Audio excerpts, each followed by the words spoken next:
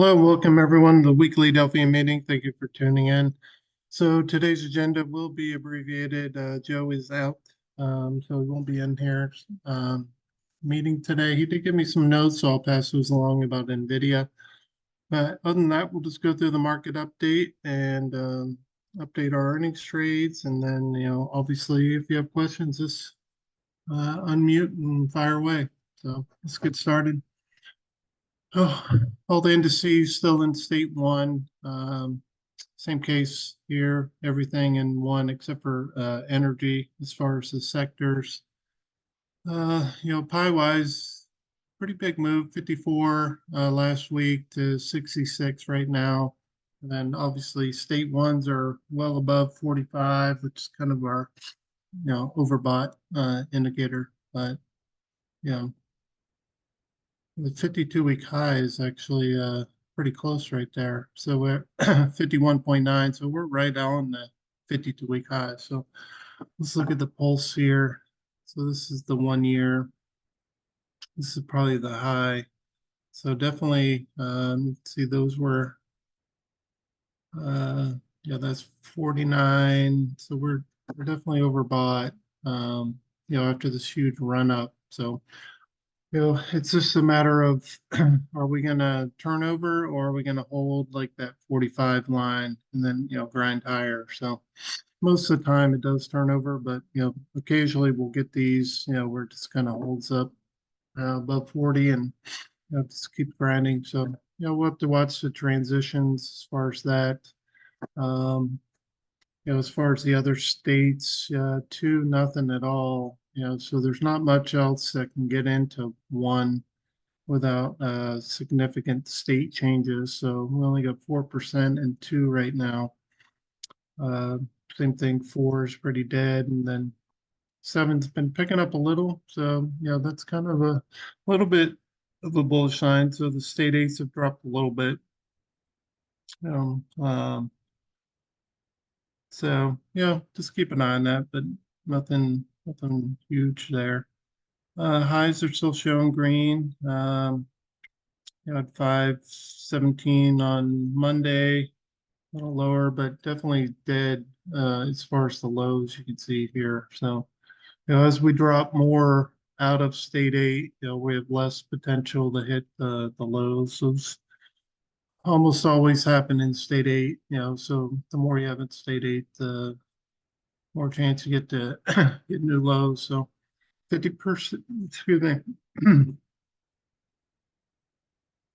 All right, something caught my throat. So if we have 50%, have the stocks that we track in state one, then, this is obviously potential to get highs like this. So, all the moving average is well above. I won't click through all of them. And then another big state one transition day there, 210. So that's up there. So, last one was at the kind of beginning of a run.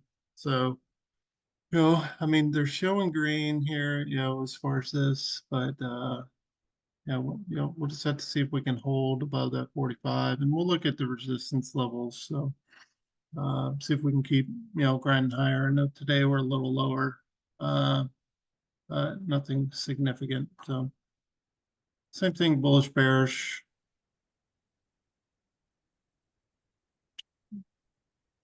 Yeah, you see here, like rolled over 69 area, 73. So we're a little below that, but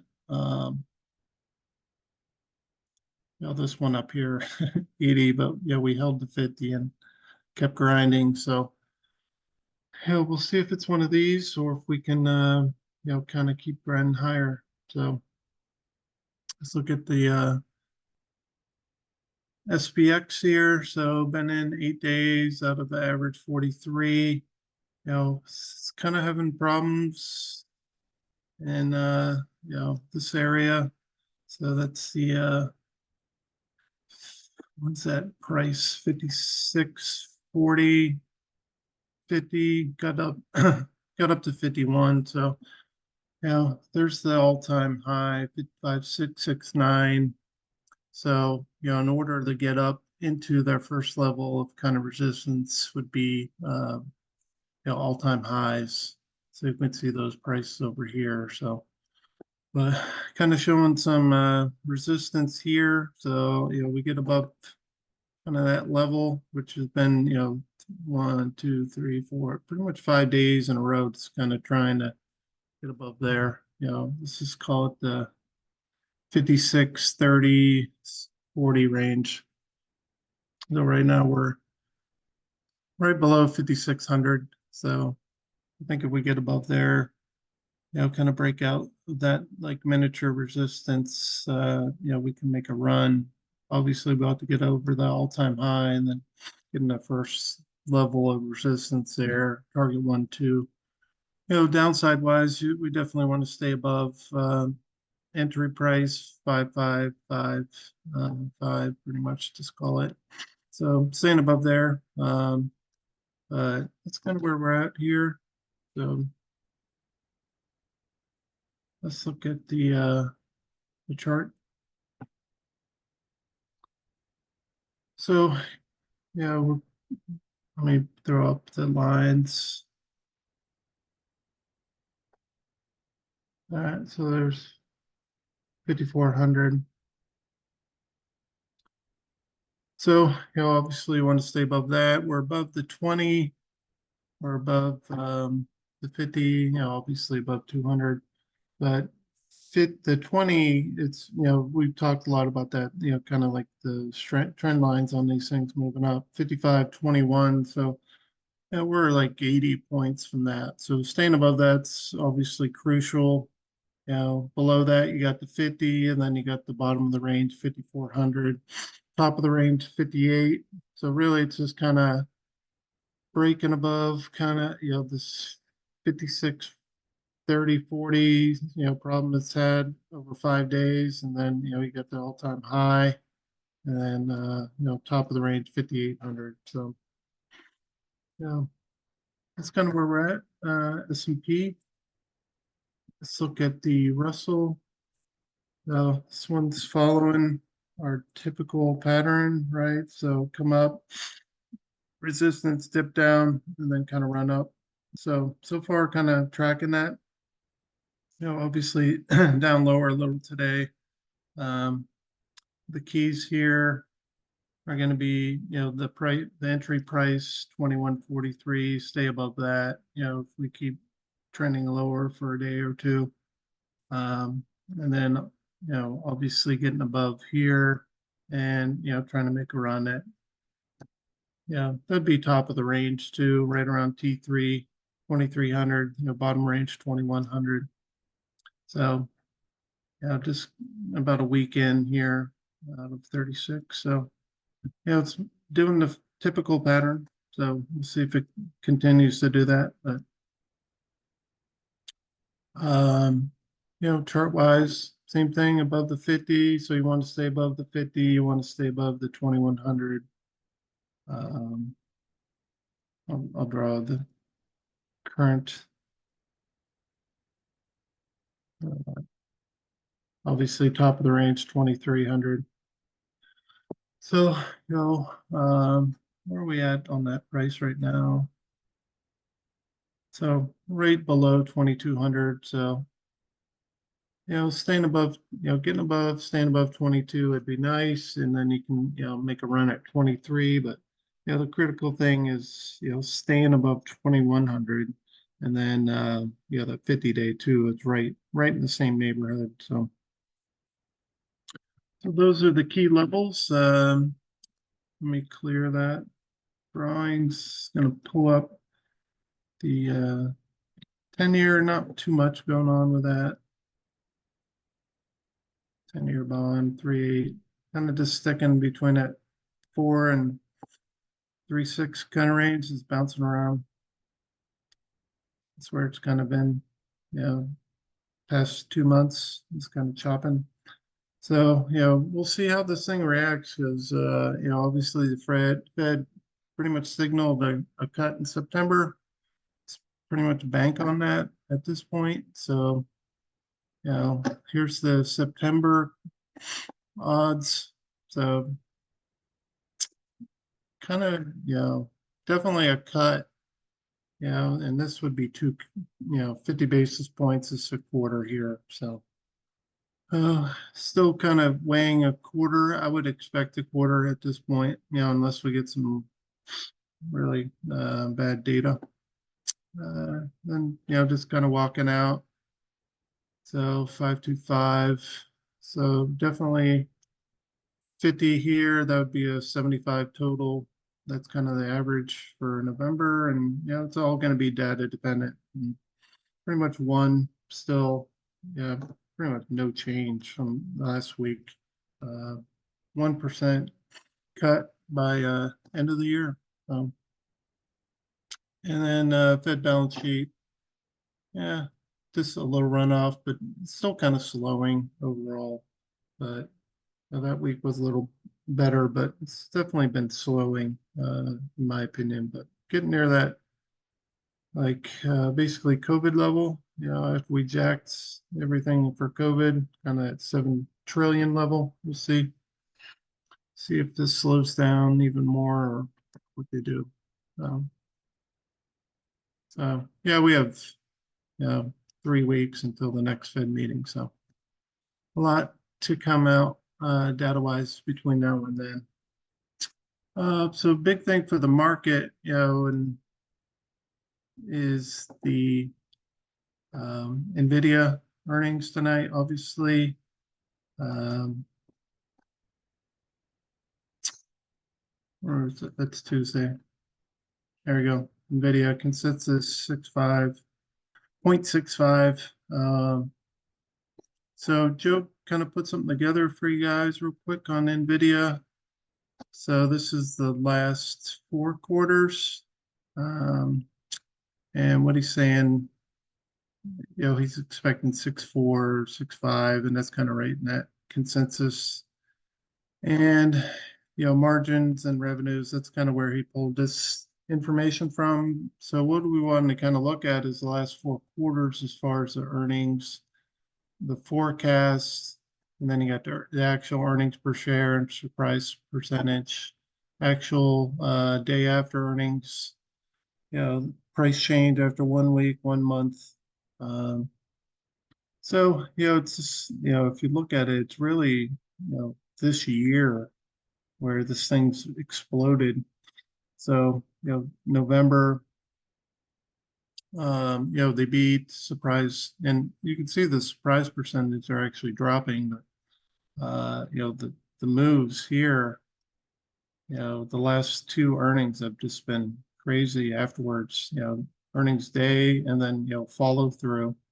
A lot of a lot of times those stocks will jump and then kind of pull back after a big, but these just kept on going. So, the expectation 6.5, 6.4 range. So, see how well they do. That's obviously after the close today. And, this is a big, um, bellwether for the market lately.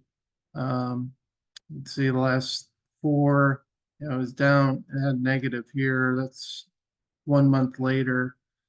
Stocks were down, but the other 2, they were up. The other 3, I mean, they were up. So I think this will be a key driver.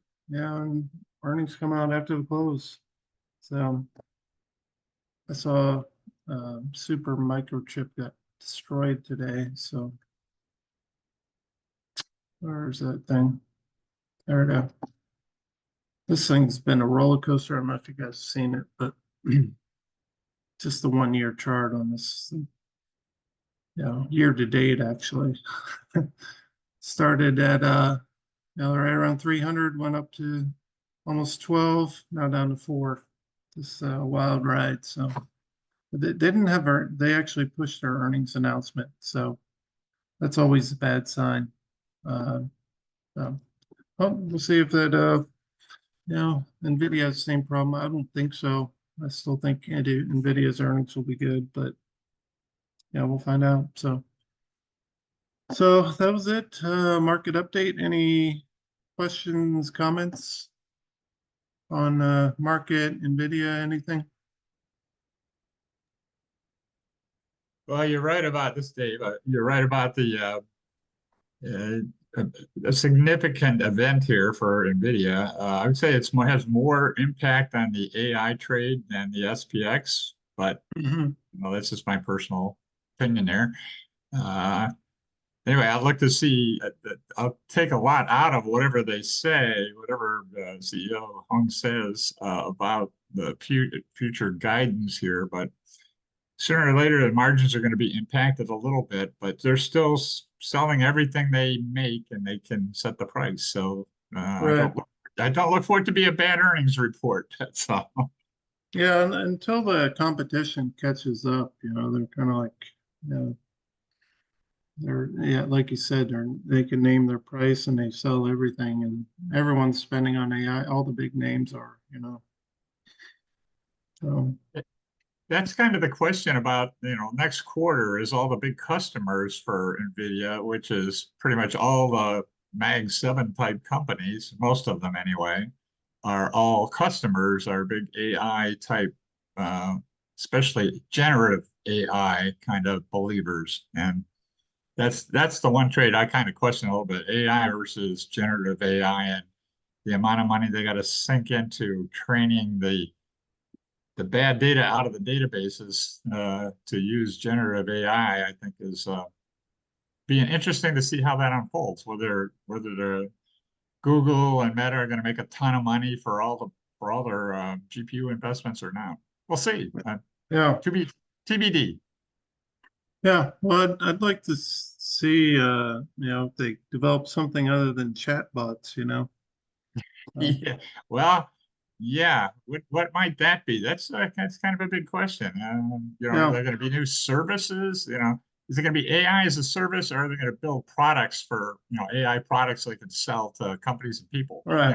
individuals? I was thinking like they'll have like customer service robots, they like work retail or, you know, that type Well, of looks like thing. Meta and Nvidia. I'm sorry, not Meta. Yeah, Meta to a extent, but mostly Elon Musk and Nvidia are, I think, the two leading robot investors right now. Um, Hmm. I so don't know. Just saying, like all I see is chatbots, and I'm like, all right, everyone's got a chatbot now. So yeah, yeah, they're going to sell those to people that have been getting Google for free for all these years. Good question. yeah, We'll see. yeah, we'll see.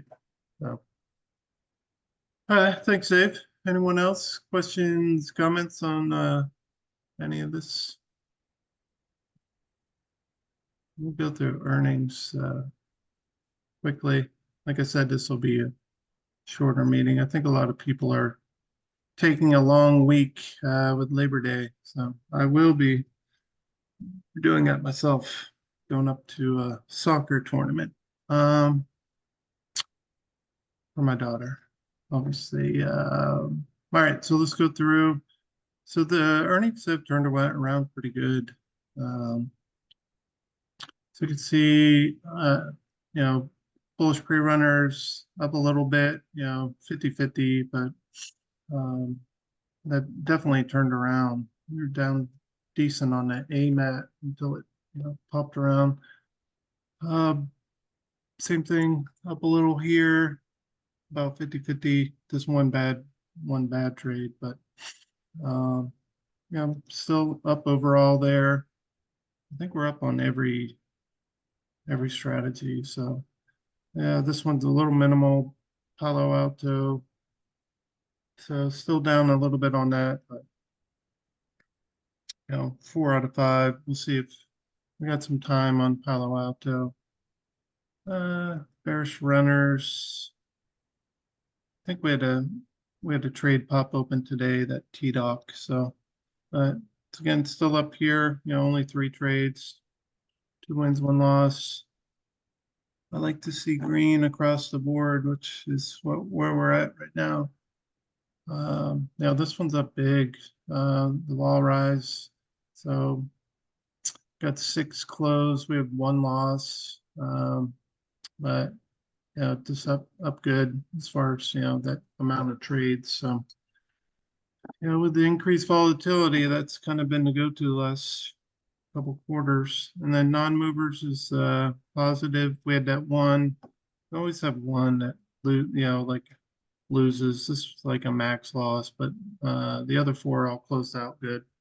So this one's up good. So we're up across the board. Yeah, I wouldn't like 100% winners, but still all green, which is what we like to see. So any questions, comments on the earnings?